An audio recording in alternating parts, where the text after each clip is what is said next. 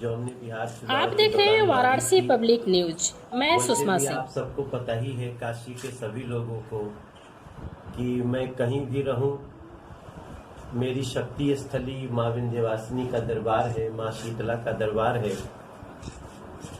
और बाबा विश्वनाथ जी के धूल लगा कर ही हम लोग हर जगह अपने कार्य की शुरुआत करते हैं और उसमें लक्ष्य भी पा ही रहे हैं। अपनी सच्चाई से जितना कोशिश करना है चल सकते हैं, चल रहे हैं। तो मैंने कल माँ विंध्यवासिनी का दर्शन किया विंध्याचल जाके, और कल ही शाम लगभग 3:45 बजे हमने बाबा विश्वनाथ जी में रुद्राभिषेक भी करने का मौका मिल गया। बड़ा भव्य पूजा भइल और हम बहुत कृतज्ञ हैं कि हमारे सब माँ विंध्यवासिनी शीतला मैया की शक्ति और बाबा विश्वनाथ की कृपा से हम बिहार चुनाव जीते।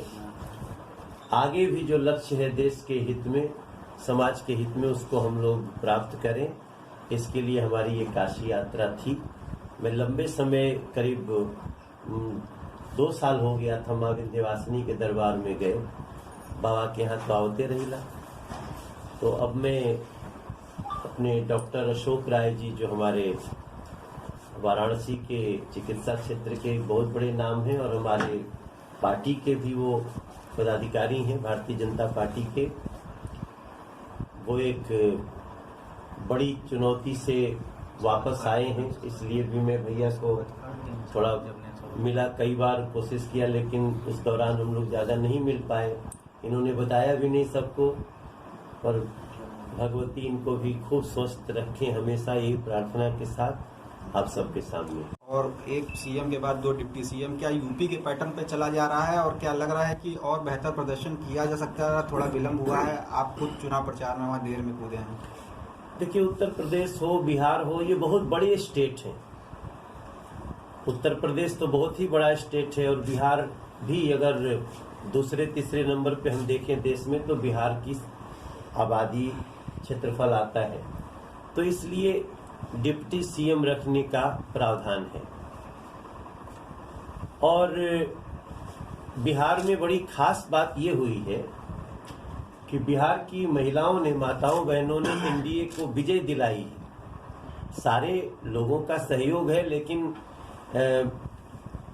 महिलाओं की मतदान में करीब 8% इजाफा हुआ है और वो रिजल्ट एनडीए के पक्ष में गया। तो मैं समझता हूं नरेंद्र मोदी जी ने रेणु देवी जी को डिप्टी सीएम बना के बिहार के इतिहास में पहली बार एक बहुत ही सुंदर सुखद कदम बढ़ाया है, जिसमें हम कहते हैं नारी सशक्तिकरण का एक बड़ा कार्य बिहार में हुआ है। और ये बिहार के माताओं बहनों को एक रिटर्न गिफ्ट भी है चुनाव का। और बाकी तारकिशोर जी हमारे डिप्टी सीएम हुए हैं। जैसा हमने पहले से कहा था, बिहार में हमारे बड़े भाई नीतीश कुमार है, 10,000 बेड नए बनाए, एजेंसियों को तैनात किए, वो आईटीबीपी के डॉक्टर्स को लगाए, दिल्ली को बचाए। अब इसके बाद जबकि बचा लेनी चाहिए तो दिल्ली को, तो शराब की दुकान खोलने में बहुत इंटरेस्ट था अरविंद केजरीवाल का। वो साप्ताहिक बाजार खोलो, लेकिन एक कोशिश नहीं की है कि सोशल डिस्टेंसिंग का पालन हो। तो ऐसी स्थिति में हम सबको मिलकर के दिल्ली को बचाना होगा। अमित शाह जी एक बार फिर से, गृह मंत्री जी पूरी मीटिंग किए हैं। लेकिन हमें जहां तक समझ में आया ना कि सबकी सजगता के साथ मेन इस समय वो छठ पूजा पे अटैक कर रहे हैं अरविंद केजरीवाल। सोशल डिस्टेंसिंग में आजकल मंदिर भी खुला है, मस्जिद भी खुला है, गिरजाघर भी खुला है, साप्ताहिक बाजार भी खुला है, शराब की दुकान भी खुली है, लेकिन छठ नहीं खुलेगा। छठ का त्योहार बैन रहेगा दिल्ली में। ये कुछ उनकी साजिश है। थोड़ा वो उत्तर प्रदेश बिहार के लोगों से और खासतौर से अभी बिहार की जीत हार से थोड़ा नाराज हैं, इसलिए छठ पे आरोप अपना पूरा अटैक किए हैं।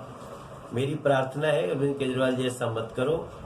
सोशल डिस्टेंसिंग सबसे ज्यादा छठ के लोग ही करते हैं। प्रसाद की शुद्धता भी वो मना ले जाते हैं, नहाए खाए से लेके और अंतिम अर्घ तक वो कैसे स्वच्छता होगी वो भी निभा लेते हैं। इनको छठ करने दो, ये लोग सोशल डिस्टेंसिंग के तहत ही करेंगे। कारण क्या लग रहा है सर?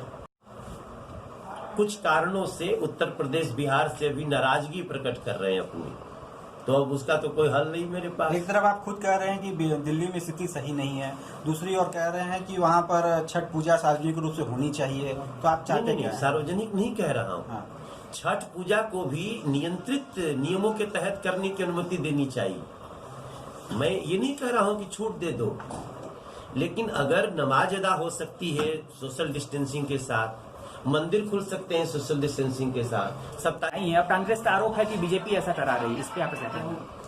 अब थोड़े दिन में ये कहेंगे बराक ओबामा भाजपा का सदस्य है।